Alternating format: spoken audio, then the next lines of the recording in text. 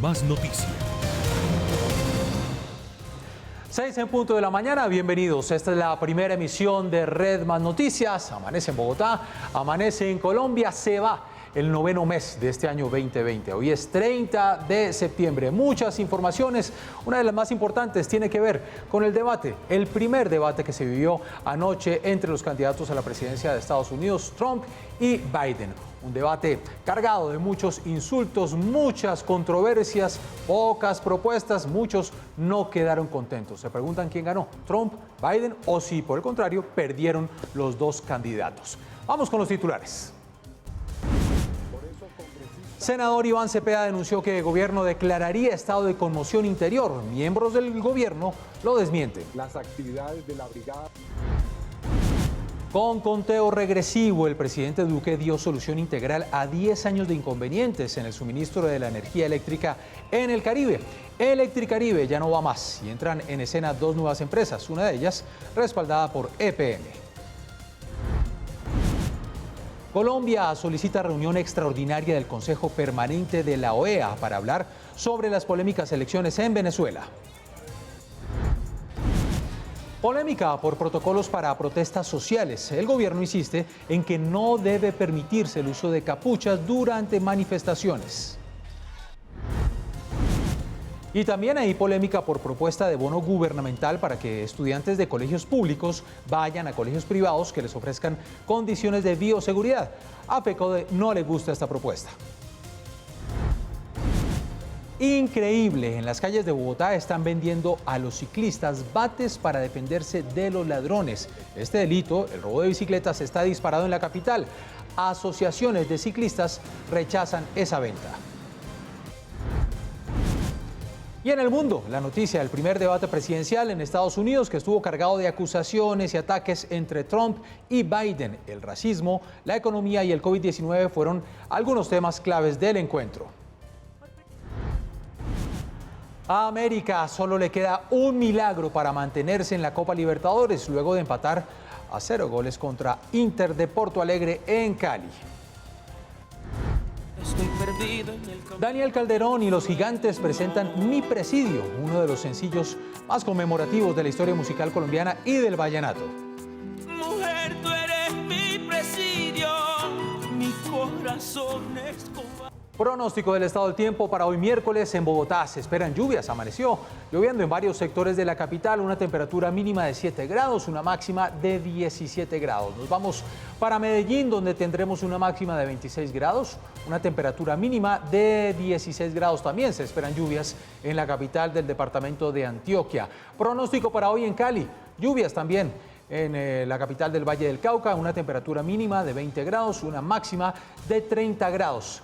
Por el contrario, en Barranquilla vamos a tener día soleado, temperatura mínima 25 grados, una máxima de 35 grados. Fuerte temperatura en Barranquilla. En Bucaramanga, día de lluvias, una temperatura mínima de 19 grados, una máxima de 26 grados.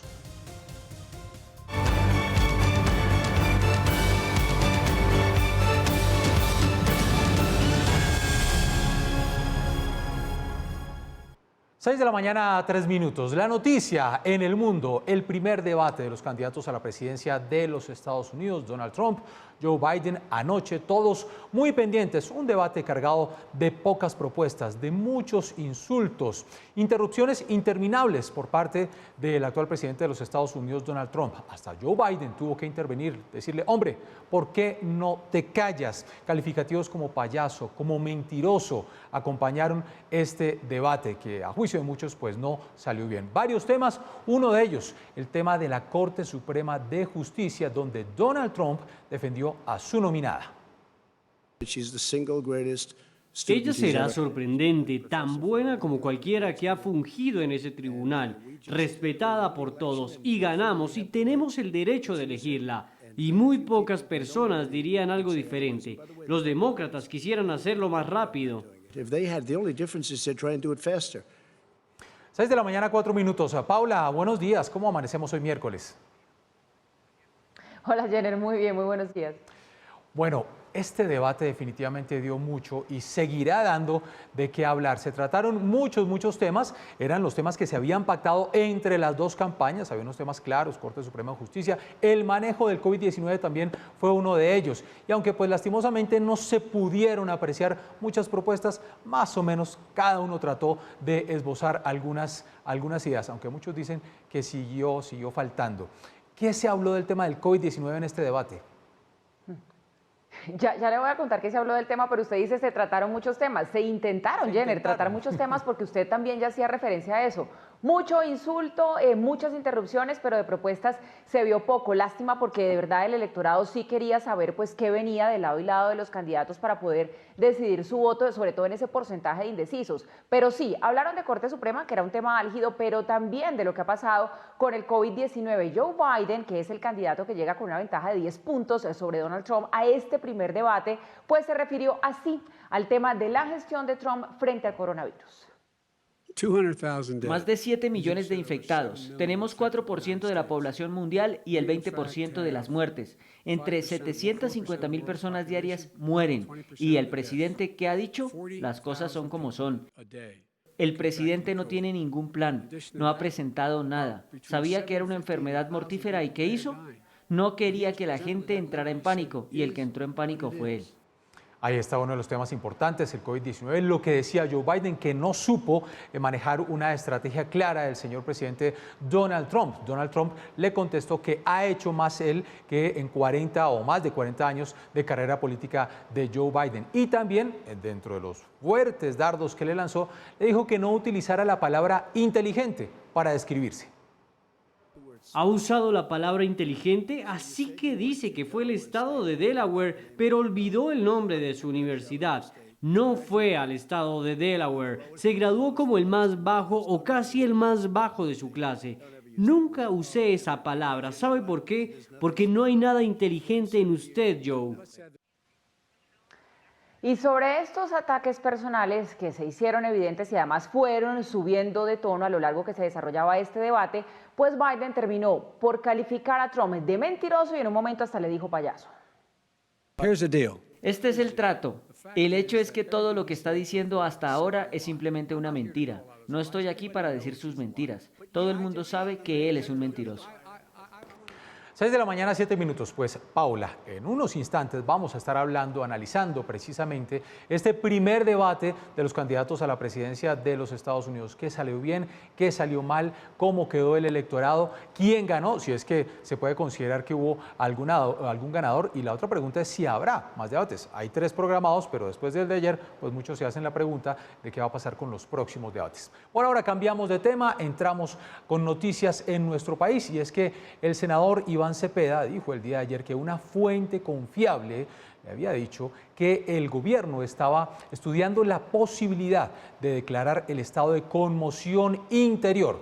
Enseguida, el gobierno, por parte del viceministro del Interior, salió a desmentirlo. He recibido información de fuente creíble de que el gobierno nacional estaría estudiando declarar el estado de conmoción interior para tomar medidas que limiten la protesta social, la independencia del Poder Judicial y amordacen a la oposición política. Es decir, se estaría estudiando un verdadero quiebre institucional en el país, como lo hemos venido denunciando. Y sobre este tema, como usted ya lo adelantaba, Jenner, fue el viceministro del Interior, Daniel Palacios, quien por parte del gobierno salió públicamente a desmentir esta versión. Dice que esta afirmación del senador Iván Cepeda no es cierta, que el gobierno no está pensando en decretar la conmoción interior. Frente a las afirmaciones del senador Iván Cepeda, de que en este momento el gobierno nacional está considerando declarar la conmoción interior, nos permitimos informarle a la opinión pública que estas afirmaciones son completamente falsas, son tendenciosas y pretenden engañar a la opinión pública. Invitamos al senador Cepeda a que haga política sin mentir. Ahí está entonces lo que ha contestado el gobierno a través del viceministro del Interior al senador Iván Cepeda. Otra de las polémicas, y estamos inclusive a la expectativa del resultado de las reuniones entre el gobierno y la alcaldía de Bogotá. Se reunión antes de ayer y el día de ayer, porque hoy se debe presentar una propuesta sobre las protestas sociales al Tribunal Administrativo de Cundinamarca. Una de las polémicas está en si los manifestantes deben llevar o no capuchas. Por parte del gobierno se ha dicho que no deben llevar capuchas. El secretario de Gobierno de Bogotá ha dicho que no están de acuerdo con esta propuesta. Regular el uso de la capucha que llevan los asistentes a marchas y plantones en Bogotá se ha convertido en la manzana de la discordia en la mesa entre el gobierno y la alcaldía, que redacta un nuevo protocolo para evitar la pérdida de vidas como ocurrió el 9 y 10 de septiembre. Para otros sectores, ya es hora que los manifestantes también tengan reglas. He salido a marchar muchas veces y jamás lo he hecho con el rostro cubierto. Si uno está marchando por una causa legítima y lo está haciendo con medios adecuados, sin poner en riesgo ni el patrimonio público ni la propiedad privada, no tiene por qué poder utilizar una capucha o taparse el rostro. Sin embargo, creo que para combatir el vandalismo, más que prohibir las capuchas, lo que se tiene que hacer es capturar a los implicados, hacer procesos de inteligencia de tal manera de que no siga habiendo impunidad. La propuesta actual hay que revisarla con mucha mesura, porque una cosa es regular la protesta social y otra cosa controlar los actos de vandalismo al interior de la misma. Hay que recordar que la protesta social hace parte en sí misma de la democracia y muchas sociedades han avanzado gracias a la protesta social. La alcaldesa Claudia López ha insistido al gobierno que también se regule la utilización de la escopeta calibre 12. Además, López le hizo duros cuestionamientos al ministro de Defensa. El candidato ministro de Defensa reconoce que fruto de su incompetencia entregó al ELN y a disidencias de las FARC el reingreso a las ciudades. Reconoce que fracasó como ministro de Defensa. Casualmente, solo se dio cuenta de su fracaso a la par del sistemático abuso policial. Hasta mañana tiene plazo el gobierno nacional y la alcaldía para presentar el nuevo protocolo. 6 de la mañana, 12 minutos. Paula, como lo veíamos al final de nuestra nota, pues hubo este fuerte pronunciamiento de la alcaldesa Claudia López en contra del ministro de Defensa Carlos Holmes Trujillo, que también le respondió que se debe utilizar la fuerza pública según las normas constitucionales para proteger a los colombianos. Ese es nuestro tema del día. Sí, queremos preguntarles a ustedes, nuestros televidentes, a través de @redmasnoticias, nuestras cuentas en Twitter, en Facebook y en Instagram, ¿qué opinan ustedes de ese pronunciamiento de la alcaldesa Claudia López? Y lo citamos textualmente, pues para que ustedes puedan saber qué fue lo que dijo la alcaldesa a través de este trino que vamos a volverlo a leer rápidamente. Dice la alcaldesa, y esto lo leo textual, o mejor, se lo pregunta la alcaldesa. El candidato ministro de Defensa reconoce que fruto de su incompetencia entregó al ELN y a las disidencias de las FARC el reingreso a las ciudades, reconoce que fracasó como ministro de Defensa, casualmente solo se dio cuenta de su fracaso a la par del sistemático abuso policial. Esto después, como ya los poníamos a ustedes en contexto, de que el ministro Carlos Holmes Trujillo pues dijera que como nunca antes el ELN y disidencias de FARC habían logrado penetrar la capital y que habían causado lo que él definió también como un ataque terrorista en las pasadas manifestaciones que tuvimos a comienzos de este mes de septiembre, que ya nos está abandonando. Por cierto, Jenner, rápidamente parecería que este debate de control político y de moción de censura para el ministro de Defensa se va a adelantar para el 13 de octubre. Estaba planillado para el 21, pero había ya uno citado por parte del senador Roy Barreras de control político sobre las masacres. Lo van a unificar y se llevarían a cabo, todo parece indicar que sería así, esos dos debates, moción de censura y control político, el 13 de octubre. ¿Sabe qué día es 13 de octubre? Un martes, ¿no? Martes 13 va a ser la moción de censura, sí, entonces, señor, en contra del ministro Carlos Holmes Trujillo. Muy bien, Paula, ese es nuestro tema del día para que ustedes opinen. Son las 6 de la mañana, 14 minutos. Nos vamos con otra información importantísima. 30 de septiembre, mañana 1 de octubre, se va Electricaribe luego de 10 años de mal servicio, de tarifas altas, de fallas en el servicio de energía, en fin. El presidente Duque estuvo ayer en la costa atlántica en un acto simbólico, dio paso a los dos nuevos operadores que tendrá la costa atlántica. Le podemos decir a toda la comunidad de la costa caribe colombiana que hoy empieza la nueva historia en el servicio de energía en nuestro país para esta región. Así cumplió el presidente Duque otra de sus promesas de campaña, esta vez materializando la solución tan esperada por quienes viven en la costa atlántica y que por tanto tiempo tuvieron que soportar el mal servicio de Electricaribe, empresa actualmente intervenida. Para el gobierno ha sido un reto enorme tener esta intervención. Sabemos además los rezagos acumulados, pero hoy podemos decir que hay una gran luz de esperanza. Y empieza con soluciones de equipo, con soluciones financieras, con soluciones regulatorias.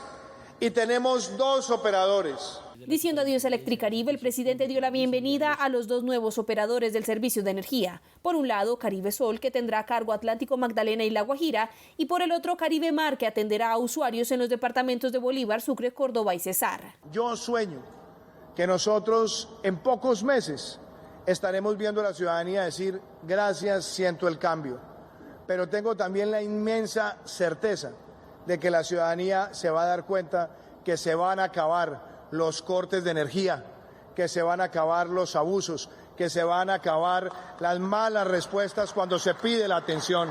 El presidente explicó que es un proceso paulatino, que comienza este 1 de octubre con la entrada en operación y que se consolidará poco a poco. Asimismo, anunció grandes inversiones para garantizar que no se repita la historia. Este proceso que se está adelantando, este proceso que empieza, trae también un mensaje contundente para toda la costa caribe. Y es que vamos a tener en una década casi 10 billones de pesos de inversión. Y en los próximos 3 años vamos a tener más de 4 billones de pesos invertidos en mejorar la red, en mejorar el servicio y en ganarse la confianza de los ciudadanos. El presidente y los mandatarios locales celebraron que se apague un capítulo de cortes de energía y malos servicios y se encienda un nuevo camino. 3, 2, 1, 0.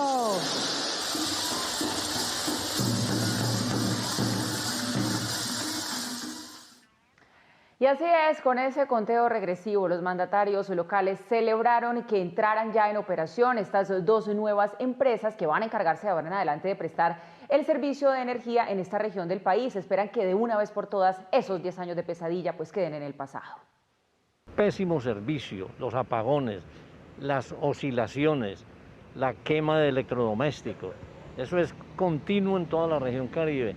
Y lo segundo son los excesivos cobros, ¿ya?, que hace la empresa, la forma en que trata a los usuarios. Estas son las quejas que durante más de 20 años se han escuchado en la ciudad contra la empresa Electricaribe. Hoy, con la llegada de los nuevos operadores, se enciende una luz de esperanza en millones de usuarios que han padecido por años el mal servicio. La gobernadora del Atlántico, Elsa Noguera, confía que con la nueva empresa mejore el servicio en la región y se disminuyan los constantes cortes de energía. Nuestra gente que durante tantos años vieron violentados sus derechos por las interrupciones y cortes de luz permanentes, 120 horas al año, cuando el promedio en el resto del país son 40. Además se dañaban los electrodomésticos, no había una relación directa con el usuario y tampoco nuestros empresarios tenían la certeza y la confiabilidad para hacer grandes inversiones. Por su parte, el alcalde de Barranquilla, Jaime Pumarejo, considera que con la despedida de Electricaribe, hoy la costa empieza a vivir una nueva historia y aunque es consciente que el cambio no será de la noche a la mañana, tiene la certeza que será mejor y aseguró que su administración estará velando porque así sea. Tendremos que vigilar y fiscalizar que se hagan las cosas bien para que no volvamos a repetir los errores de nuestra historia. Pero aún así hay un plan serio, hay un operador con ganas, y tenemos que recibirlos con paciencia. En un periodo de 5 años, el Consorcio Energía de la Costa, a través de la empresa Aire, que operará los departamentos de Atlántico, Magdalena y La Guajira, adquirió compromisos de inversión por 2,6 billones de pesos, con los que se espera darle fin al cortocircuito entre usuarios y la empresa de energía. 6 de la mañana, 19 minutos, así lo vivieron en Barranquilla, en Cartagena también están felices con la llegada de estos 2 nuevos operadores y con el adiós a Electricaribe. Así celebró el alcalde de Cartagena la llegada de EPM como nuevo operador de energía eléctrica. El mandatario declaró que con esto se acaban los abusos por parte de Electricaribe y sostuvo que rechaza un posible aumento en las tarifas del servicio de energía. el ciudadano no tiene por qué pagar los platos rotos por dinero que se tumbó Electricaribe, por abusos de Electricaribe. El gobernador de Bolívar declaró que apoyará el proceso de empalme entre las dos empresas y realizará un seguimiento para garantizar que se cumplan los plazos establecidos en los planes de inversión estipulados en el nuevo contrato de concesión. Lo primero que tenemos que mirar con gran satisfacción es que se está haciendo realidad un anhelo de los habitantes de la región Caribe, y es que vamos a tener un nuevo operador, y qué bueno que sea EPM, una empresa que a través de los años ha demostrado un gran liderazgo en energías convencionales y renovables. A nosotros nos da mucha tranquilidad y tenemos mucha confianza en EPM. El ex gobernador de Bolívar, Dumec Turbay, quien desde el 2016 abanderó la lucha contra el mal servicio de Electricaribe, aseguró a través de sus redes sociales que la salida de esta empresa se convierte en una oportunidad de crecimiento y un alivio para nuestro pueblo. Por su parte, los comerciantes afiliados a FENALCO, quienes también han padecido las consecuencias de los constantes cortes de energía, se muestran optimistas con la llegada del nuevo operador. Los últimos años han sido muy difíciles y aunque sabemos que los esfuerzos no se verán instantáneamente reflejados en la calidad del servicio, sí confiamos en que la solidez y el conocimiento de esta empresa, unidos a los esfuerzos que ya viene realizando el gobierno en materia de infraestructura para la mejora de la calidad del mismo, den su fruto en condiciones de competitividad lo más pronto posible. El senador de Bolívar, Fernando Araujo, celebró la despedida de Electricaribe, pero dijo sentirse preocupado por el manejo que le han dado últimamente a la empresa EPM.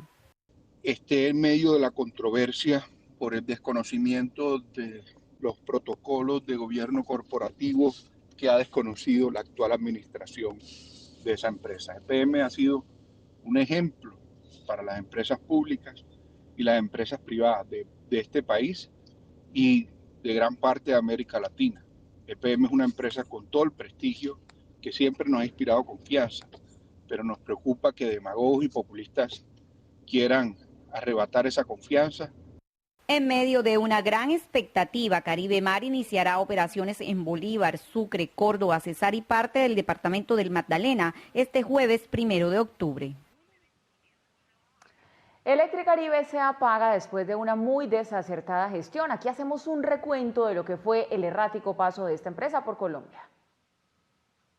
Luego de los problemas de las electrificadoras de la costa Caribe en 1997, que operaban a pérdidas agravadas por el fenómeno del Niño, las 8 empresas de la región se unieron en un proceso de privatización que inicialmente da vida a Electricaribe y Electrocosta, con la tarea de distribuir y comercializar energía eléctrica. En 2007 queda solamente Electricaribe. 2 años antes de esta unión, Gas Natural había adquirido Fenosa, que pasó ahora a ser Naturgy, y se convierte con ese negocio en propietaria de Electricaribe. En la región aseguran que desde que se dio esa fusión, el deterioro creció. Somos el 22% del consumo nacional y ellos no hicieron las inversiones que se requerían para mantener a tono las redes, se llevaron los recursos para España. Corelca, nombre de la empresa cuando era pública, ya presentaba problemas operativos y necesitaba precisamente de grandes inversiones que no llegaron en la proporción requerida. Siempre han existido problemas climáticos, técnicos, económicos, regulatorios, decisiones empresariales equivocadas y uno ha sido ajena al tema de corrupción, razón por la cual Electricaribe ha presentado más pérdidas que ganancias y un servicio cada vez más deficiente. Electricaribe no tiene un pecado, tiene tanto pecado que el infierno le podría quedar chiquito para que pudieran estar allí todos los que durante tantos años simple y llanamente se dedicaron a vivir y a recibir lo que pagaban los usuarios y no a invertir absolutamente nada en esa empresa. Los expertos dicen que un grave problema se origina en la falta de inversión en redes de subestaciones.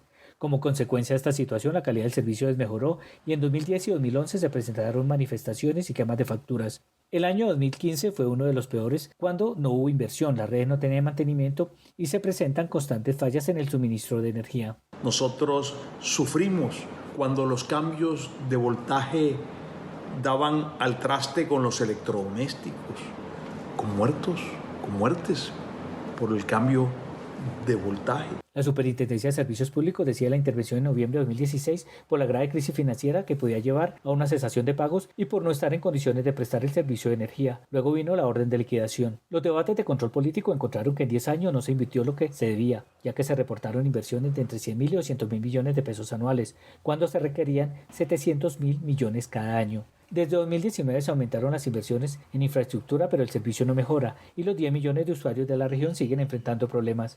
En los últimos 2 años se han invertido cerca de 4 billones de pesos para mantener la prestación del servicio, recursos de la nación y que hacen parte del Plan 5 Caribe, que destinó en total 4,8 billones para fortalecer la red de transmisión. A eso se suma más de 1 billón adicional para modernizar el sistema de distribución. Sin embargo, las quejas de los habitantes de la región por la mala calidad del servicio continúan y ahora la esperanza es que con la llegada de los nuevos operadores la luz vuelva a brillar o a llegar.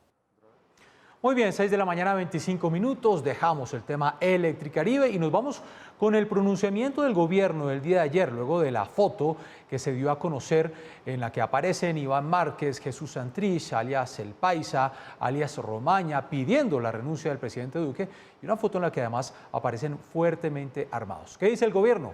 Que estos personajes caerán vivos o muertos. El consejero presidencial para la seguridad, Rafael Guarín, se refirió a la publicación en la que los disidentes del grupo criminal llamado Nueva Marquetalia reaparecen fuertemente armados. Calificó esto así: un acto de propaganda que ratifica la vocación terrorista y narcotraficante de esta organización. La segunda Marquetalia no es nada distinto a una nueva Narcolandia, narcotráfico y crimen organizado con el patrocinio de Nicolás Maduro y la protección de la dictadura de Venezuela. Aseguró que el gobierno sigue tras los desertores de La Paz para frenar sus propósitos terroristas luego de que abandonaron la implementación del acuerdo para seguir delinquiendo.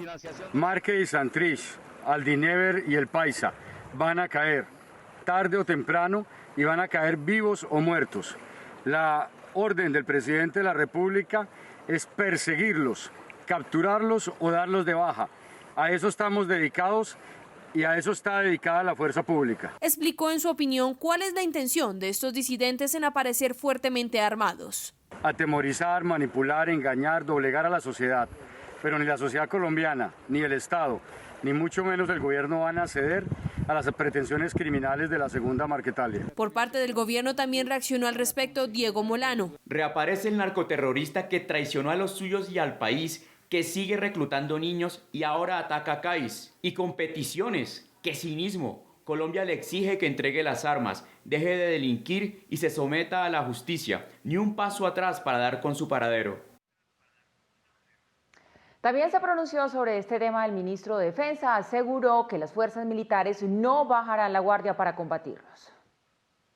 Varias han sido las reacciones tras la reaparición de Iván Márquez, Jesús Santrich, El Paisa y Hernando Darío Velázquez, quienes con un comunicado titulado Duque debe irse, arremetieron contra el gobierno, solicitando la renuncia del presidente. Tan pronto se conoció la misiva, no se hicieron esperar los pronunciamientos. El primero de ellos vino del ministro de Defensa. Nuestras fuerzas militares y policía mantienen las operaciones para combatir a estos narcoterroristas que huyeron de la justicia colombiana porque su único objetivo es lucrarse del narcotráfico. Pero también llamó la atención el tipo de armamento con el que se mostraron públicamente.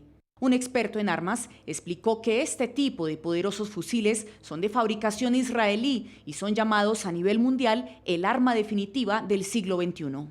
Este fusil puede manejarse en el agua, manejarse en la tierra, en todo tipo de parte. Tiene un costo aproximadamente de $2.000. Ha sido calificado en el 2013 y en el 2014 y en el 2017 como una de las mejores armas en la parte de guerras rurales y urbanas. Agregó que este fusil ya es utilizado por varios países de la región. Nuestro ejército colombiano también lo tiene. Entonces, por este motivo, Paula, yo te digo que es un fusil que es de última tecnología. ¿Qué quiere hacer este grupo al margen de la ley, las FARC, mostrando este poderío de armamento? Decirle a nuestro gobierno nacional, mire que tenemos armamento de última tecnología, pero nuestras fuerzas militares están siempre preparados para atacar y contrarrestar todo. Se puede decir que todo atentado de estos grupos al margen de la ley. El gobierno colombiano aseguró que la fotografía en la que aparece Santrich, Márquez y El Paisa fue tomada en territorio venezolano. Gran semana de la mujer divina en el aniversario espectacular de Droguerías con Subsidio. Recibe hasta 50% de descuento en referencias seleccionadas para el cuidado y bienestar de las mujeres, cancelando con el cupo de crédito de tu tarjeta de afiliación multiservicios con subsidio.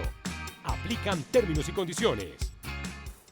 A las 6 de la mañana, 29 minutos, vamos a hablar de el debate presidencial, el primero que se vivió anoche entre el actual presidente de los Estados Unidos, Donald Trump, como lo hemos dicho, un debate con fuertes insultos, con muchas interrupciones, con pocas propuestas. Saludamos a esta hora a Javier Maza, él es escritor, asesor y analista político especializado en comunicación política, media training y debates. Señor Maza, gracias por acompañarnos en Redma Noticias. Buenos días. ¿Qué tal? Buenos días, qué gusto de saludarlos y estar con ustedes. El gusto es nuestro y la gran pregunta es, para usted, ¿quién ganó, quién perdió? ¿Ganó Trump, ganó Biden o perdimos todos? Me estás preguntando de un debate, no hubo debate. Lo que tuvimos anoche fue un circo, perdóname, o sea, ha sido un desastre absoluto. Pero sí, no quiero evadir tu pregunta, yo te diría que no hubo un claro ganador, pero sí hubo un claro perdedor, y ese perdedor se llama Donald Trump. ¿Por qué, señor Maza? ¿Por qué para usted perdió Donald Trump? Paula, ¿cómo estás? Mira, Trump tuvo varias oportunidades de precisar cosas en este debate. Lo que más ha llamado la atención y ha escandalizado al círculo de analistas y a la opinión pública que está todavía iniciando la digestión de este circo de anoche, es que a Trump se le puso en bandeja de plata una vez más la oportunidad de deslindarse, de condenar a los grupos que promueven la supremacía blanca en Estados Unidos. Estamos teniendo una violencia racial que no hemos visto antes en este país. Es impresionante. Y una vez más, el moderador Chris Wallace, que estuvo muy malo, por cierto, creo que tampoco más podía hacer este pobre hombre con lo que pasó anoche, le dice, usted tiene en este momento la oportunidad de fijar una posición con los grupos de la supremacía blanca. ¿Qué tiene que decir? Y Trump lo mira con un rostro como diciendo, ¿de qué me estás hablando? Y le dice, bueno, ¿qué cosa quieres que te diga? Stand by, stand back. Es casi como decir, bueno, ya, pórtense bien. Es decir, esa es la respuesta de un presidente que está a cargo de un país donde la violencia social nos enluta todos los días. Definitivamente que no. Y además, Biden, que nos queda muy claro, los debates no son su fuerte, sí puso en evidencia cosas como, número uno, le cuestionó a Trump que Trump había prometido un plan de salud, no lo tenemos. Trump trató de justificarse, pero definitivamente no pudo responder que sí, porque no hay un Trump Care, no lo sacó. Y en segundo lugar, sobre todo, con el tema del COVID, la pandemia, lo puso en evidencia que nunca hubo un plan en la Casa Blanca y no lo hay todavía.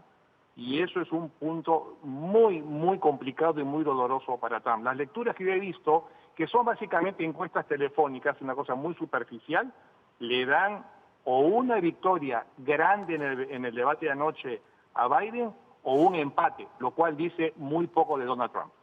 Sí, señor Maza, y en cuanto a Biden, cayó un poco en la trampa, porque sabemos el estilo del actual presidente de los Estados Unidos, Donald Trump, de estar atacando, la interrupción. ¿Cayó un poco Biden en esa misma trampa y de pronto no pudo mostrar ciertas propuestas, sino que también se dedicó a atacar, incluso con fuertes calificativos hacia Trump?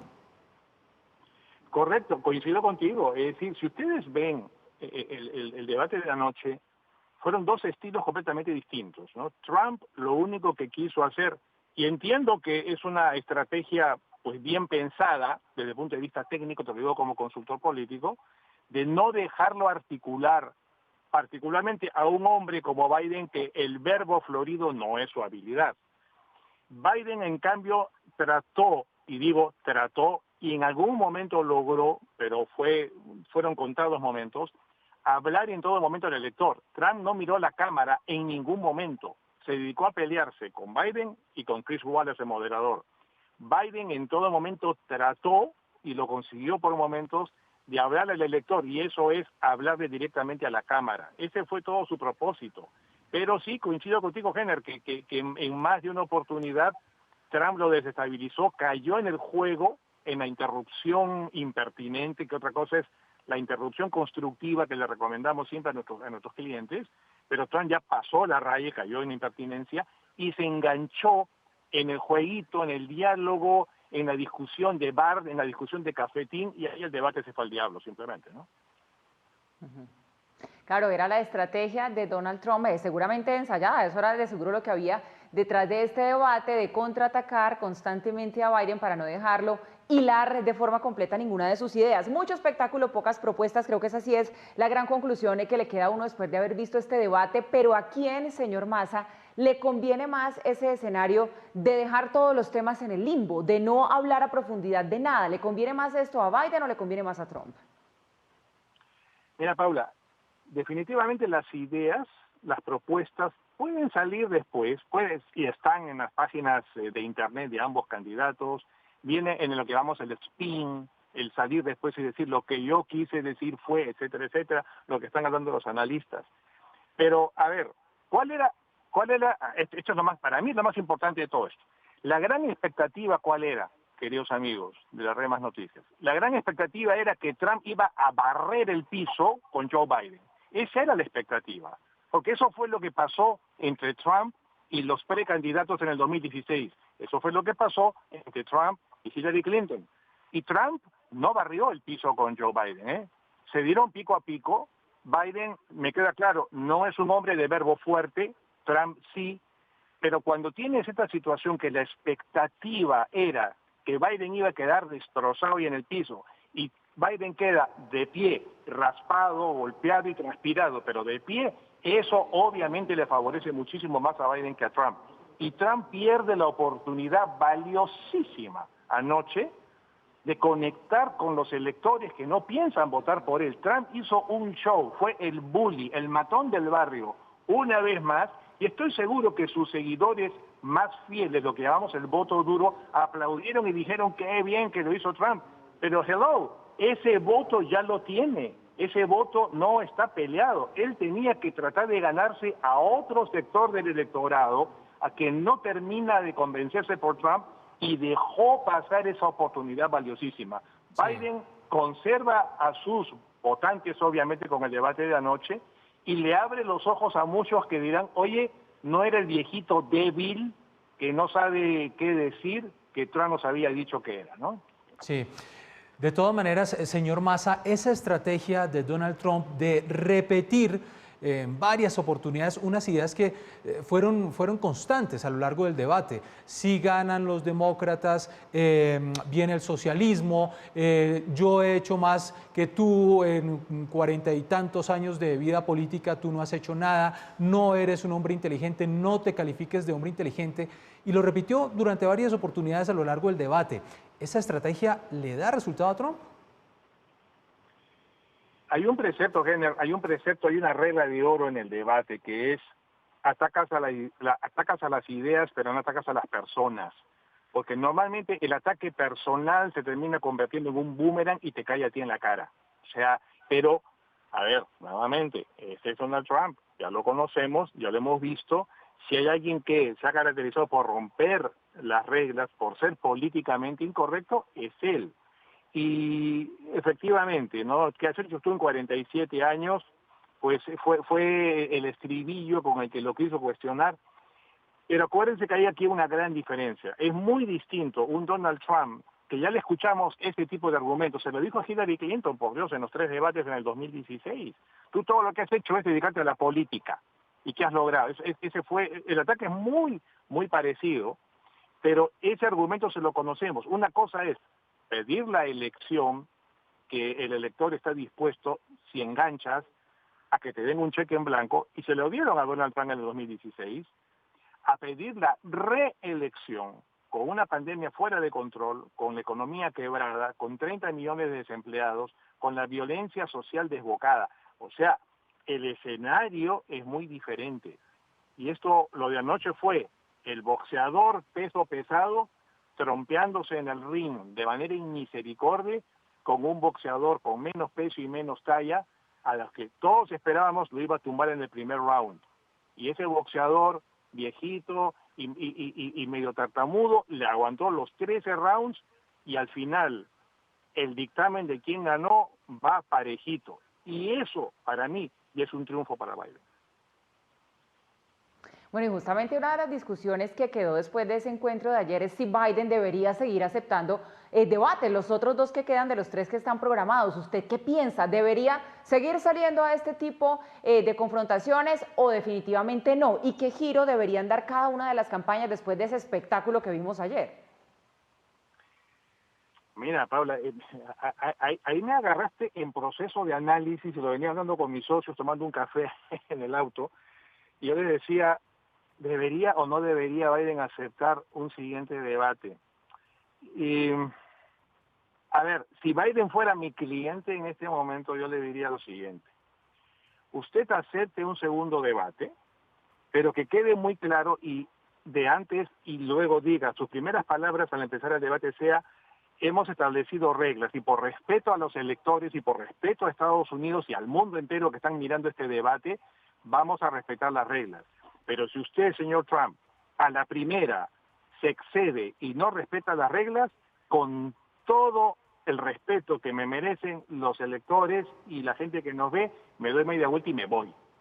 O sea, yo recomendaría eso, que afronte un segundo debate, pero a la primera que Trump intente lo mismo de anoche, de empezar a interrumpir, no hacerle caso al moderador, ser impertinente y ser malcriado en más de una oportunidad, usted con todo respeto dice, señor, hasta acá llegamos, muchísimas gracias, con usted no se puede debatir. Señor Massa, una última pregunta. Dentro de los varios temas que se trataron o se intentaron tratar en el debate del día de ayer, pues se hablaba de la economía y a la gente del común lo que espera un poco son esas soluciones en su vida diaria para poder tener una economía mejor. Como dicen por ahí, es la economía, estúpido.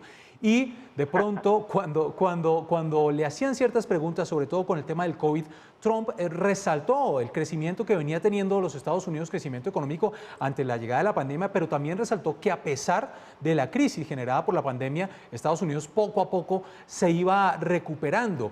Ese mensaje que le envía al electorado, a los que confían en él y a los que no, ¿usted cree que fue positivo y que a la postre, pues a la gente es una de las cosas que más le interesa? Mira, si yo le digo a una persona, mañana está anunciado que vamos a tener uno de los amaneceres más bellos que hemos visto en Colombia, y esa persona tiene la soga al cuello porque lo van a ahorcar en los próximos 2 minutos, definitivamente mis palabras no le van a servir de nada, ni siquiera de consuelo.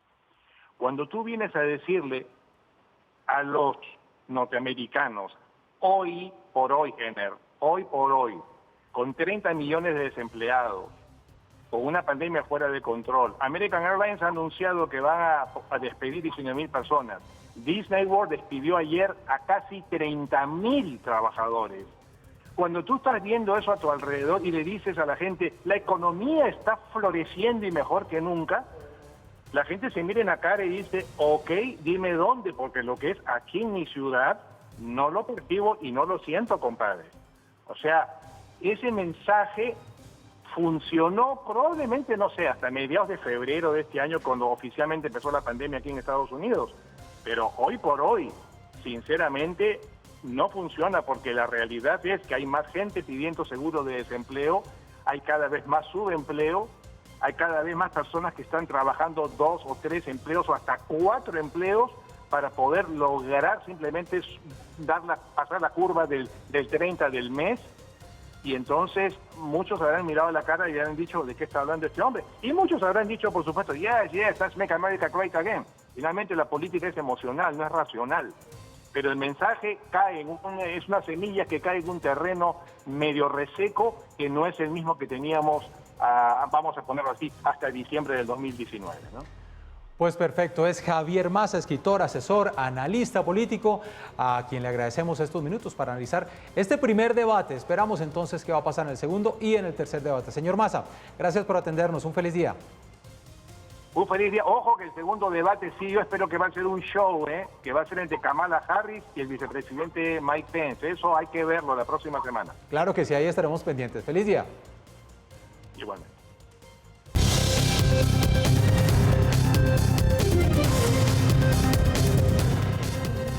6 de la mañana, 44 minutos. Volvemos a nuestro país. Noticias de la capital porque la Secretaría de Salud ha anunciado cambios en el uso de las unidades de cuidado intensivo. Fabián Forero, buenos días. ¿De qué se trata este cambio? Buenos días, Jenner y televidentes. Pues mire, lo primero que ha dicho la Secretaría de Salud es que solo el 48% de las cerca de 2.200 camas UCI que estaban siendo utilizadas para pacientes con COVID-19 están siendo utilizadas. Ese restante de cerca de 1.100 camas van a empezar a ser utilizadas para pacientes que tengan otras enfermedades. Así lo explicó el propio secretario de Salud, Alejandro Gómez. Le estamos diciendo a las clínicas y hospitales, cambiemos un poco la proporción. Si hoy tenemos 1.755, que son la mayoría de las 2.200 para COVID, empecemos a bajar las que tenemos en COVID y subamos las otras. Esto significa dos cosas, que ni una cama de cuidados intensivos en Bogotá se cierra, ninguna. Pero también significa que se aumenta la capacidad de atender otras patologías que hoy nos está haciendo falta. No tiene lógica tener con un porcentaje de ocupación de menos del 49% tantas camas UCI COVID. Entonces las vamos a subir para patologías no COVID, para atender trasplantes, accidentes cerebrovasculares, para atender cáncer, para atender grandes cirugías, y todo esto nos permitirá ponernos al día. Hay también que decir que el distrito se está preparando para un nuevo ciclo, un rebrote que se daría según los epidemiólogos contratados, expertos que trabajan de la mano del distrito. Se daría este rebrote al menos en el mes de noviembre y de diciembre. Sin embargo, ha enfatizado el distrito que no habría cuarentena en estos 2 meses, el final del año, donde mucha gente sale pues, de paseo y también a hacer compras, porque la capacidad hospitalaria en Bogotá, sobre todo de camas UCI, está al triple prácticamente de lo que empezó la cuarentena en el mes de marzo y de abril. Es la información que reportamos desde el occidente de Bogotá. Fabián Forero, Red Más Noticias.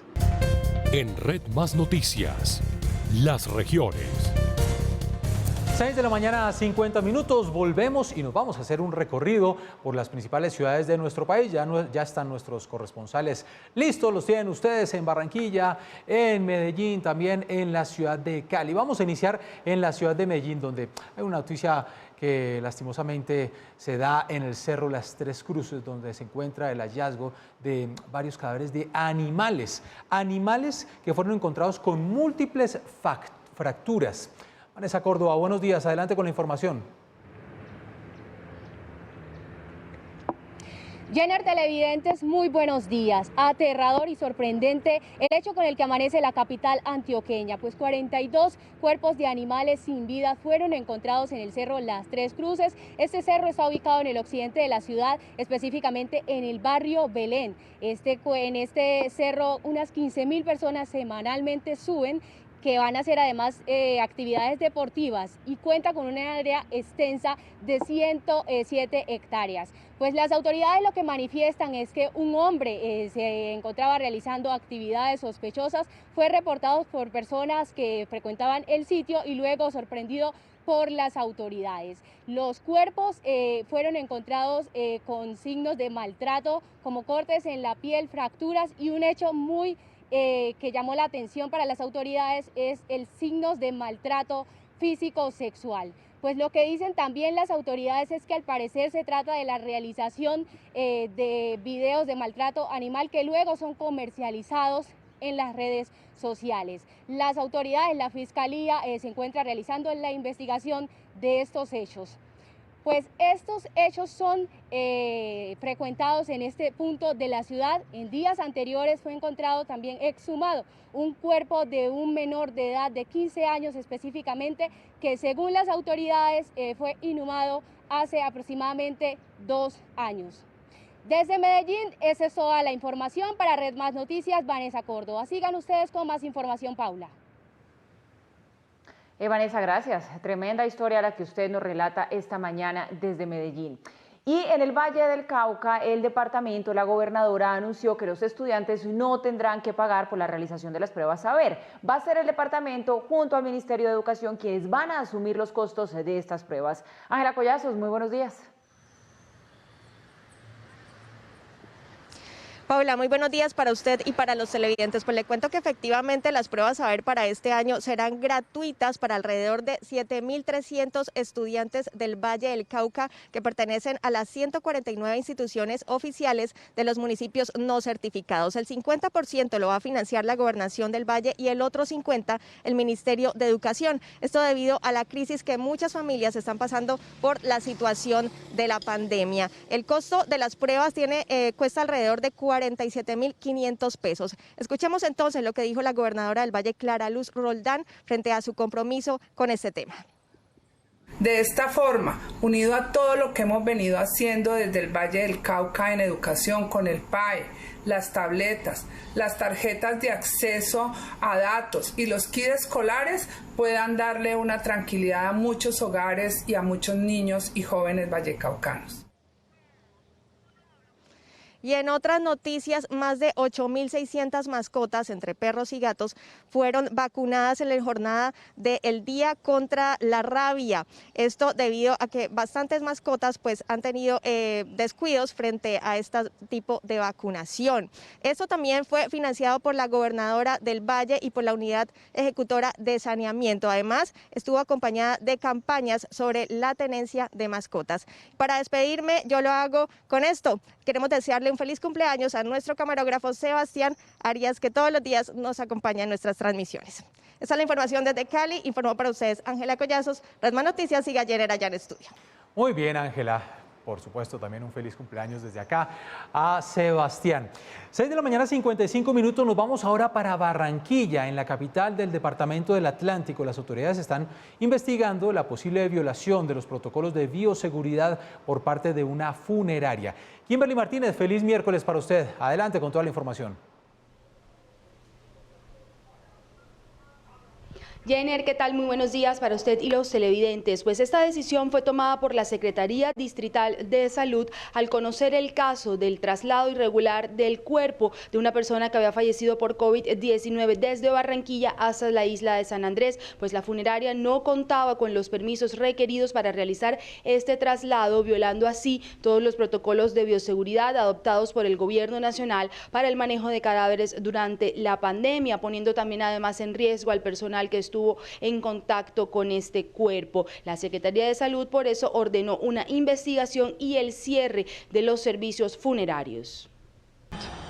La Oficina de Salud Pública de la Secretaría de Salud ha tenido conocimiento de el presunto incumplimiento en el traslado de un cadáver de Barranquilla a San Andrés con COVID-19, situación que ha ameritado tomar la medida de suspensión de actividades de este establecimiento. En otras noticias, el alcalde Jaime Pumarejo sostuvo una reunión con el director del DANE donde evaluaron la recuperación del empleo en Barranquilla. Según las cifras de la entidad, la ciudad tiene una tasa del desempleo del 12,4% en promedio en los primeros 7 meses del año, lo que la ubica por debajo de la media nacional que se encuentra en el 16,8%. Según el director de la entidad, esto se da gracias a que la mayoría de la población barranquillera está ocupada en actividades manufactureras, del comercio minorista, artísticas y de entretenimiento. Esto fue lo que dijo el alcalde Jaime Pumarejo sobre esta información. Hemos logrado mantenernos como la ciudad con menor desempleo en Colombia, una de las ciudades con mayor potencial de crecimiento en los próximos meses en materia de comercio y de ingresos para la industria manufacturera. Es por eso que seguimos trabajando en conjunto para crear políticas que recuperen esos empleos que necesitamos recuperar rápidamente y que vuelvan a ayudar a Barranquilla a sonreír y salir adelante. El alcalde distrital, Jaime Pumarejo, también ha dicho que seguirán trabajando en estrategias que permitan garantizar la recuperación de los más de 100.000 empleos que se perdieron durante la pandemia. Con esta información nos despedimos desde Barranquilla. Informó para Red Más Noticias Kimberly Martínez. Muy buenos días. 7 de la mañana, 6 minutos, regresamos y hablamos a esta hora de lo que está pasando con el regreso a clases de muchos niños y jóvenes en el país. Y es que después de que la senadora Paloma Valencia hiciera pública una propuesta al gobierno diciéndole que debería sacar a circulación como una especie de bonos escolares para que muchos estudiantes que no han podido regresar bajo la modalidad de alternancia a las instituciones públicas pues pudieran hacerlo e ingresar a instituciones privadas por un tiempo, ya que FECODE pues dice que mediante ese modelo de alternancia, que es el que se propone por el momento por cuenta de la pandemia, pues no están dispuestos a hacerlos. FECODE ha reaccionado ante esta propuesta de la senadora Paloma Valencia y tenemos con nosotros a Nelson Alarcón, quien justamente es el presidente de esta federación que agrupa a los educadores en Colombia. Doctor Alarcón, muy buenos días, gracias por acompañarnos. Muy buenos días, Paula. Saludar también a Jenner, un saludo cordial y fraternal y a todos los televidentes. Muchas gracias por la invitación. ¿Por qué no les gusta a ustedes la propuesta de la senadora Paloma Valencia? Porque reaccionaron ante ella ustedes de una manera bastante fuerte. Bueno, aquí lo que pretende con la propuesta la senadora Paloma Valencia, su partido mayoritario de gobierno, el Centro Democrático, es seguir con su postura. ¿Y cuál es la postura? No es de ahora, es de años atrás. El tema de la privatización de la educación, que es una discusión totalmente diferente a lo que hoy se está realizando, se está llevando a cabo, porque ella propone los famosos bonos escolares, esos bonos escolares que en Chile fracasaron frente a ese modelo de privatización de la educación. Y entonces nosotros decimos aquí realmente, y hay que aclararlo y decirlo a la opinión pública, nosotros los maestros y maestras de Colombia estamos listos, estamos preparados para el retorno a las actividades escolares. ¿Qué mejor que volver al escenario natural de la pedagogía, de la academia y reencontrarnos con nuestros estudiantes y que ellos también vuelvan a desarrollar sus actividades académicas, pedagógicas, curriculares, a desarrollar y establecer allí toda esta parte del deporte, de la recreación, de la cultura, que es necesario, que hoy se requiere para nuestros jóvenes? Nosotros estamos listos. Quien no está listo es el gobierno nacional.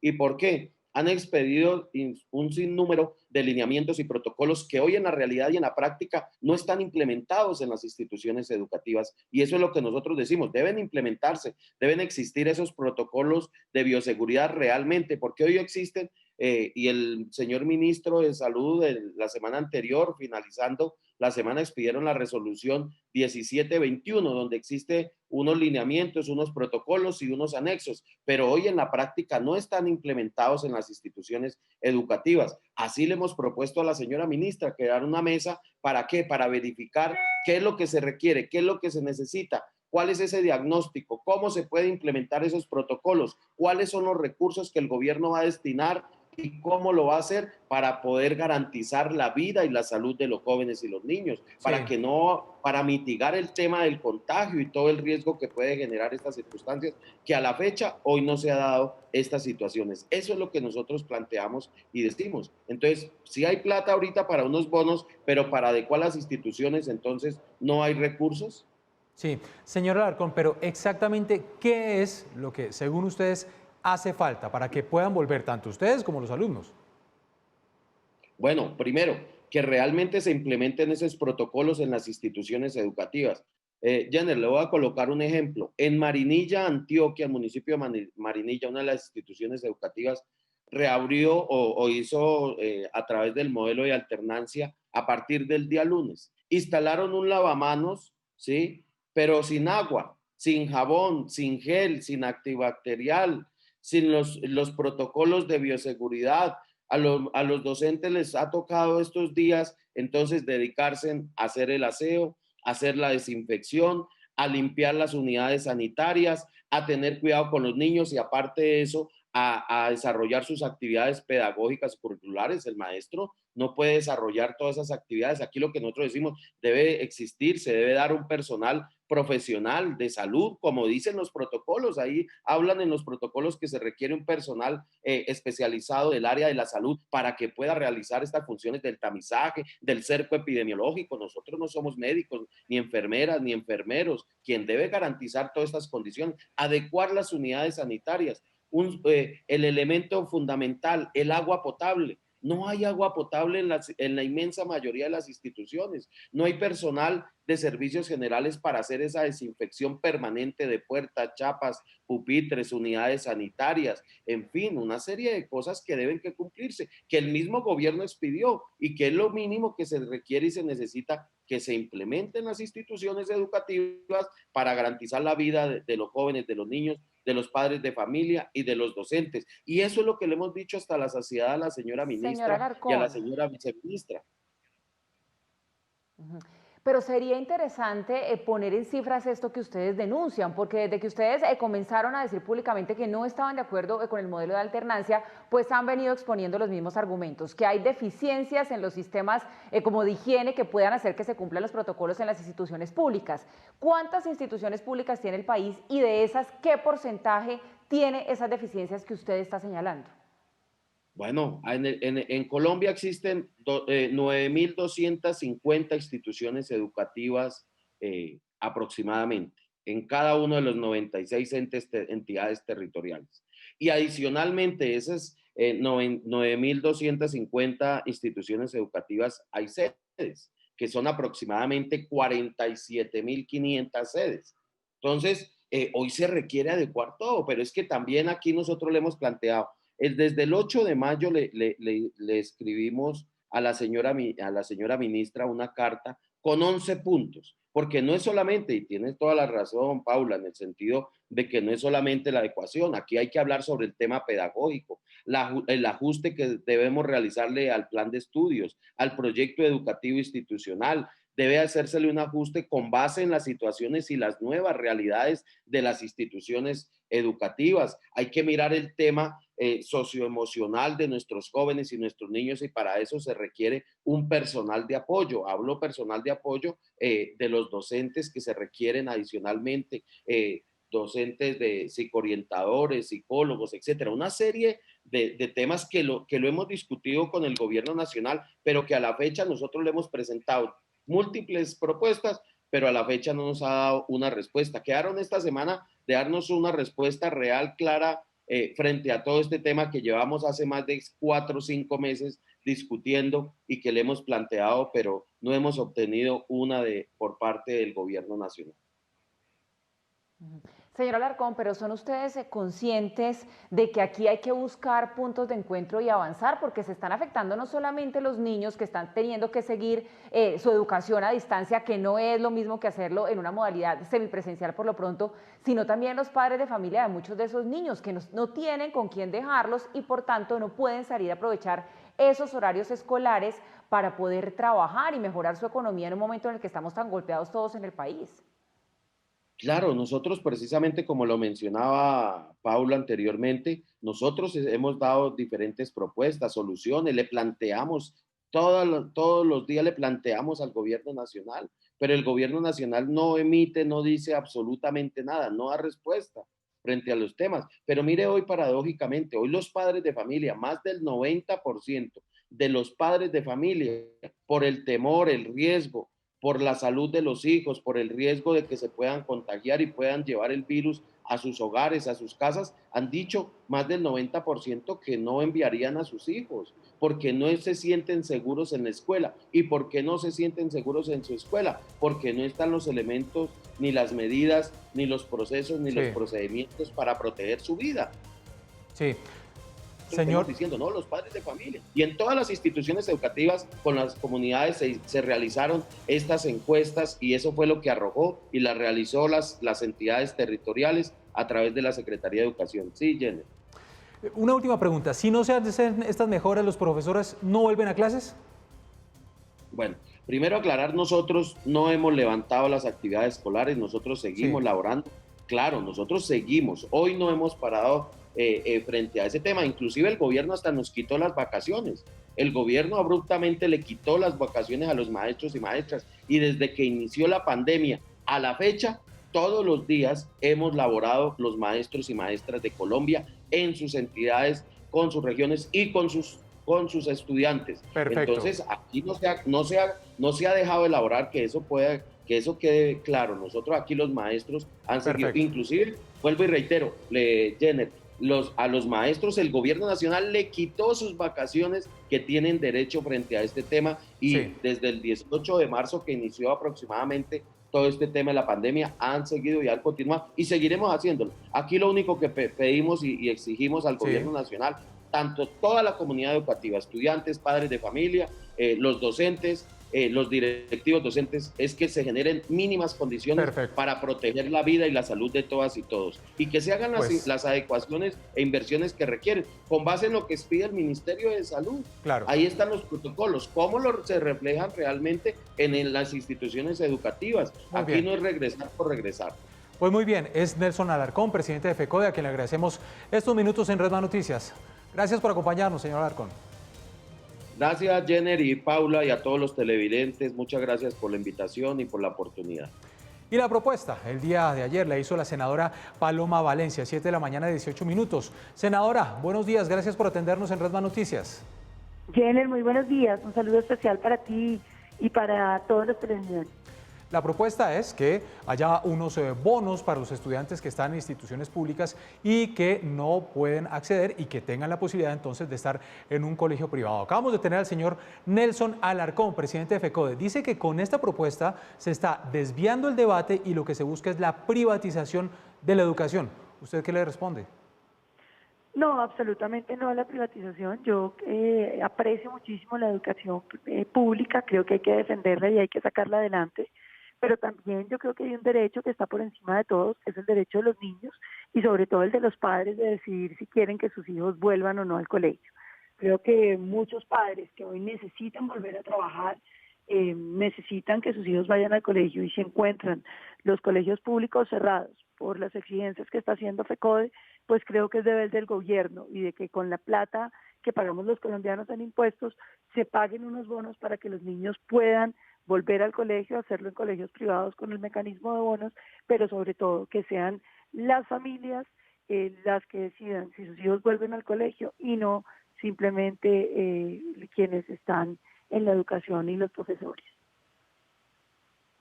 Senadora, ¿qué tan realizable sería en el corto plazo su propuesta? Porque la verdad es que esta es una solución que, si se va a hacer, pues se necesita para allá, y aquí habría que ver cuánto le cuesta al Estado emitir estos bonos. También habría que llegar a una coordinación con las entidades privadas. ¿Esto qué tan pronto podría hacerse realidad? Pues eso depende de que el gobierno lo decida, pero yo creo que sería muy importante que lo hicieran, porque lo que están mostrando los estudios, Paula, sobre la pandemia es que la brecha de inequidad se está ampliando, sobre todo en materia de educación. De manera que uno de los temas más urgentes es el retorno de los niños al colegio, que, insisto, corresponde a los padres de familia. Son ellos los que deciden si sus hijos vuelven o no al colegio. Pero no puede ser el estrato socioeconómico ni los ingresos de la familia. Hoy las familias más pobres van a encontrar que sus hijos no pueden volver porque no va a haber colegios. Yo creo que hay que crear esa herramienta y que puedan volver. La cifra no la conozco porque, según dice la propia FECODE, son muy pocos los padres del sistema público que quieren volver. Si es así, pues no va a ser muy significativo, y yo creo que sería muy importante que el gobierno lo hiciera, porque eso sería la mejor inversión. Como digo yo, la educación siempre es inversión, y sobre todo hay que evitar que la pandemia siga profundizando la inequidad en nuestro país. Pues, señora senadora, una de las quejas del señor Alarcón, el presidente de FECODE, es que dice, mire, no están dadas las condiciones, se han emitido las resoluciones por parte del Ministerio de Salud, pero eso exige unas mejoras en cuanto a servicios, en cuanto a planta física de las distintas instituciones. ¿Por qué destinar un dinero para unos bonos y no destinar un dinero para estas instituciones para poder arreglarlas?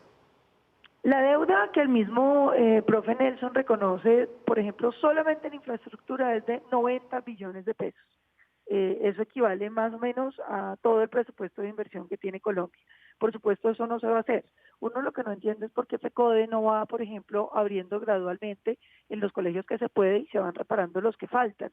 El gobierno ha invertido la suma de 92.000 millones en medidas de bioseguridad para colegios, en trabajos que se han hecho con secretarías para colegios públicos que quieren abrir. Lo que pasa es que ahora están en lo que han llamado la desobediencia y entonces no aceptan ni la alternancia ni la presencialidad. Y ponen una serie de condiciones que me parece que están muy bien, pero que evidentemente van a tomar muchísimo más tiempo que el que los niños necesitan. Entonces, en el interregno, mientras se logra llegar a unos acuerdos y se logran unas mejoras que los satisfagan, pues que los niños vayan yendo a los colegios privados. Senadora, pero en medio de toda esta polémica que se desató con su propuesta, queda una reflexión de fondo que quizá es más importante que todo lo demás, y es por qué ese rezago de años en la infraestructura educativa de las entidades públicas. Hablan de que hay colegios que no tienen baños, que no tienen acceso al agua potable, cosas tan básicas y tan necesarias para todos los seres humanos, pero que también pues sería lo mínimo que debe tener una institución educativa. Eso ha sido un problema en el país, se han venido haciendo los colegios, pero infortunadamente ha habido mucho problema. Hay que recordar que en el gobierno anterior se hicieron contrataciones para construir 256 megacolegios y todas esas contrataciones fracasaron. El gobierno del presidente Duque y la ministra tuvo que llegar a estudiar el tema, a mirar cómo se resolvían los problemas, cómo se acababan esos contratos y cómo se podía contratar nuevamente. En la educación ha habido muchas cosas, por unos gobiernos alguna parte de olvido, pero por otros también ha habido mucha corrupción, mucha negligencia, y recordemos que mucho de la educación también está vinculado con los gobiernos locales, que también terminan no haciendo las inversiones en educación. A los colombianos decimos que nos importa la educación, pero la realidad es que ninguna campaña que haya propuesto la educación como eje central ha tenido realmente un desarrollo, y creo que los colombianos tenemos que entender que el futuro de este país está en la educación y que la plata hay que meterla ahí. El gobierno Duque ha hecho unos esfuerzos gigantescos, pero por supuesto en un gobierno usted no soluciona el rezago de una historia entera. Senadora Paloma Valencia, expliquemos un poco más cómo funcionaría el bono, cómo se tendría acceso, a quiénes podría llegar. El bono ha sido un mecanismo que no me inventé yo, existe desde hace mucho tiempo, y es unos recursos. El gobierno lo que hace es que negocia con los colegios privados el costo de una matrícula y de una pensión, y con esa matrícula y esa pensión ya negociada se le entregan los bonos a las personas que lo necesitan. En este caso, pues me imagino yo serían los estratos 1 y 2, y habría que mirar si en medio de la pandemia se extiende un poco más para quienes ya estaban en los colegios, que puede ser de cualquier porcentaje, entre el 100% y pues lo que usted quiera contribuir, si estuviéramos hablando de fracciones de la población distintas, y los colegios lo reciben, y entonces los niños escogen el colegio que quieren, entregan sus bonos y hacen los trámites y hacen parte de ese colegio. Simplemente que la parte que corresponde al bono, pues la pagamos los colombianos con nuestros impuestos. Pues muy bien, es la senadora Paloma Valencia del Centro Democrático. Senadora, gracias por atendernos y quedamos entonces a la expectativa de si esta propuesta es acogida por el gobierno. Un feliz día. Muchísimas gracias y un feliz día para todos. Ojalá que sí, porque yo creo que no podemos dejar que la educación se suspenda y muchísimo menos que la brecha e inequidad siga avanzando. Este es el resumen de noticias. 7 de la mañana y 37 minutos en Red de Más Noticias, y el regreso del pico y placa a la capital bogotana, pues obviamente tenía varios pensando de si van a pagar o no la excepción. ¿De qué cifras estamos hablando? Fabián Forero, muy buenos días.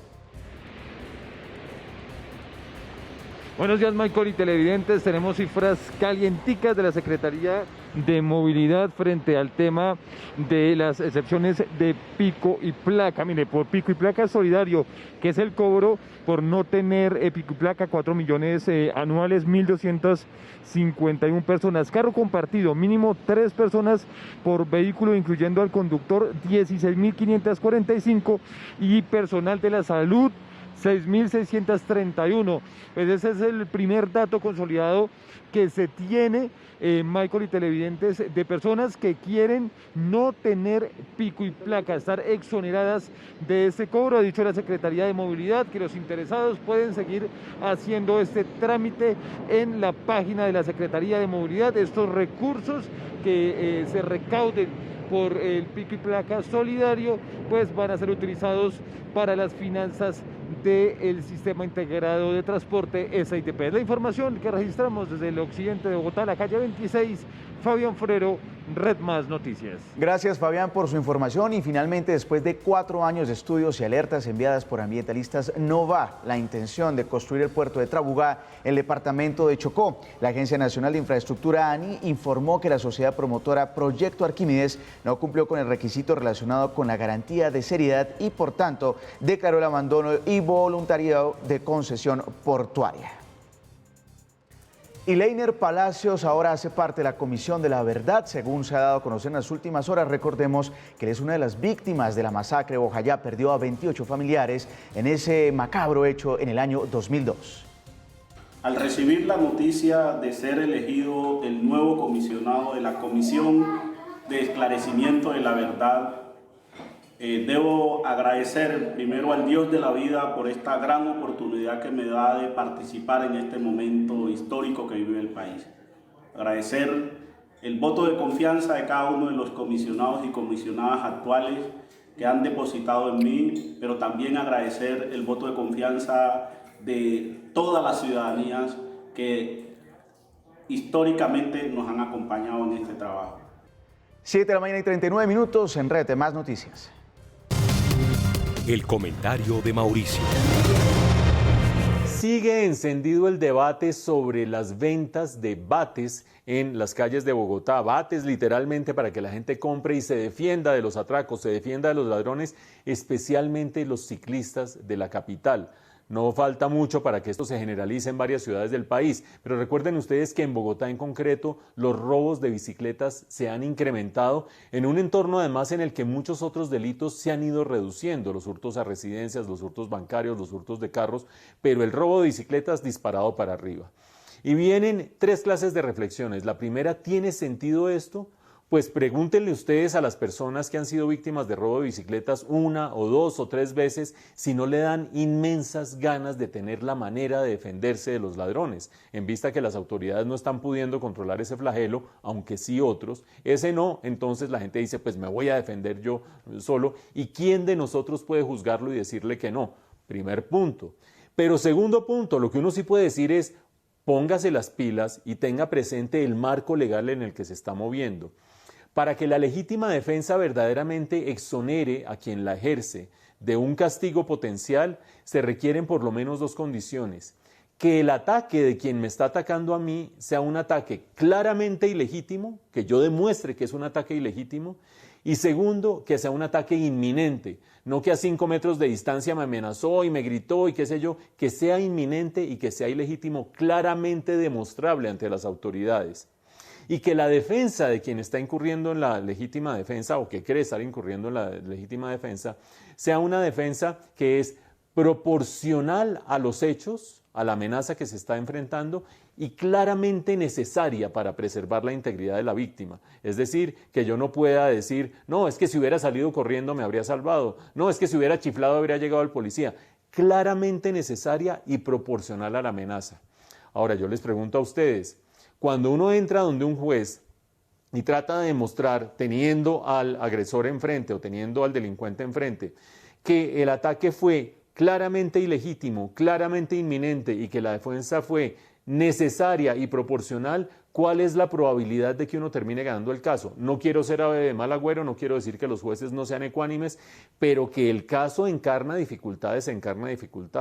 Por lo tanto, yo creo que hay que pensarlo 2 veces antes de armarse de un bate para defenderse, aunque me parece que es legítimo para quien decida hacerlo así, porque las implicaciones legales pueden ser muy serias, para no hablar de la última implicación. A veces es mejor llegar a la casa sin bicicleta que llegar a la casa con un tiro en una pierna o con un tiro en un brazo o sencillamente no llegar. 7 de la mañana, 42 minutos. Vamos a hablar de las empresas que no la han tenido fácil a lo largo de este año. ¿Debido a qué? Debido a la crisis del COVID-19, a la crisis de la pandemia. Y recordemos que desde que se inició esta crisis, pues ha habido algunas ayudas, algunos incentivos, la posibilidad de acceder de una u otra manera fácilmente a distintos créditos. Sin embargo, son muchas las empresas que lastimosamente no lo han logrado.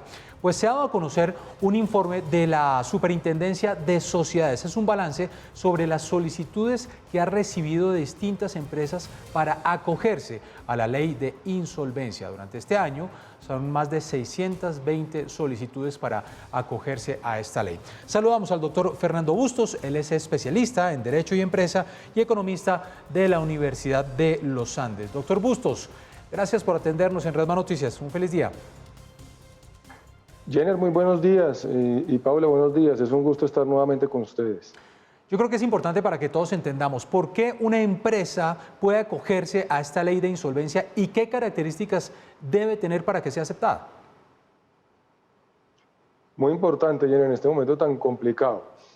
Pues los requisitos de ley realmente no son muy complejos y esto es una cosa que deben saber los empresarios, que tradicionalmente han creído que es difícil entrar a estos procesos de reorganización. Y la verdad los requisitos no son muy complejos, simplemente cumplir con sus deberes como comerciante y dependiendo del proceso al que se vayan a acoger, tener más de 2 obligaciones vencidas por más de 90 días y cosas así, pero no hay nada exótico, no hay nada muy difícil de cumplir, tener una contabilidad de acuerdo a las normas y cumplir sus deberes como comerciante. Entonces, prácticamente empresas de todos los tamaños podrían acceder a estos regímenes de insolvencia para protegerse y para seguir trabajando y superar la crisis. Doctor Bustos, ¿qué podemos leer entre líneas de esta cifra que hoy se conoce acerca de cuántas empresas han solicitado por cuenta de la crisis de la pandemia la ley de insolvencia? Estamos hablando de 620 empresas. ¿Esto da cuenta de qué? De que la pandemia trajo consigo un golpe muy fuerte para este sector en el país o que fueron más las que lograron sobrevivir. Pues Paula, la cifra de 624 empresas hasta finales de septiembre lo que nos muestra es que si bien ya vimos que pasamos la primera curva, la primer pico en la curva de la pandemia para las personas, para las empresas todavía no lo hemos alcanzado. 624 empresas es una cifra más alta de lo que normalmente se espera en la Superintendencia de Sociedades, pero no está muy lejos de lo habitual. El año pasado tuvimos entre 1.200 y 1.300 en todo el año y en lo corrido de este año llevamos 852. Entonces todavía hay un espacio para completar algo similar a lo del año pasado, pero sí que hay muchas empresas trabajando en su solicitud de insolvencia. Además, preparar una solicitud de proceso de reorganización toma tiempo a la empresa porque la empresa debe hacer sus proyecciones, debe preparar sus planes, su plan de negocios y debe plantearse unos interrogantes de cómo va a hacer para hacer frente a la crisis. Porque si bien el procedimiento de reorganización en cualquiera de sus formas la protege y le permite abstenerse de pagar sus pasivos para que pueda utilizar su caja para desarrollar sus actividades y no tener que preocuparse por sus deudas en el corto plazo. También es cierto que la empresa debe tener planes al interior, planes de reorganización que le permitan seguir adelante a pesar de la crisis. El que no haga nuevos planes, por más que logre aplazar sus pasivos, pues lo que va a hacer es prolongar algo inevitable que será su desaparición. Lo que los procedimientos de reorganización le permiten a las empresas es usar sus recursos disponibles para sus actividades productivas, mientras que se reinventan, esa palabra se ha usado mucho, y encuentran nuevos mercados, encuentran nuevas alternativas y toman decisiones para hacer frente a la crisis. Entonces debe verse en los dos sentidos. Debe haber, si bien se puede posponer toda la deuda de la empresa, también deben tomarse las decisiones estratégicas que le permitan salir adelante y poder usar sus activos de manera productiva, seguir generando empleo, seguir produciendo riqueza, pero reinventarse para salir adelante. Sí. Entonces, esto toma tiempo a las empresas. Las empresas no van a estar listas en un par de semanas para iniciar un proceso de reorganización, deben estudiarlo muy bien. Y hoy en día, el decreto 560 dictado durante la pandemia nos introdujo dos procedimientos nuevos y el decreto 772 otro abreviado para empresas pequeñas, que esto es muy importante. Entonces, los empresarios tienen ahora un abanico de posibilidades mucho más grande que les permite escoger el procedimiento que mejor se adecua a ellos. Todo esto hace que necesiten estudiar el tema, necesiten asesorarse y estudiar, dedicar un tiempo a decidir cuál es el procedimiento que mejor les viene para sus necesidades. Pues doctor Fernando Bustos, especialista en Derecho y Empresa y economista de la Universidad de los Andes, gracias por atendernos. Esperamos entonces el resultado de cuántas de estas 625 empresas, 24 empresas que pasaron la solicitud son acogidas en la ley de insolvencia, que por supuesto pues es algo bien delicado y que podría dar inclusive con la pérdida de miles de empleos. Doctor Bustos, gracias por acompañarnos. Un feliz día. Gracias, Jenner. Importante que estas solicitudes es para salvar empleos. Aquí se trata de salvar empleos y de salvar empresas. Claro que sí. 7 de la noche, nuestra emisión central. Feliz miércoles para todos.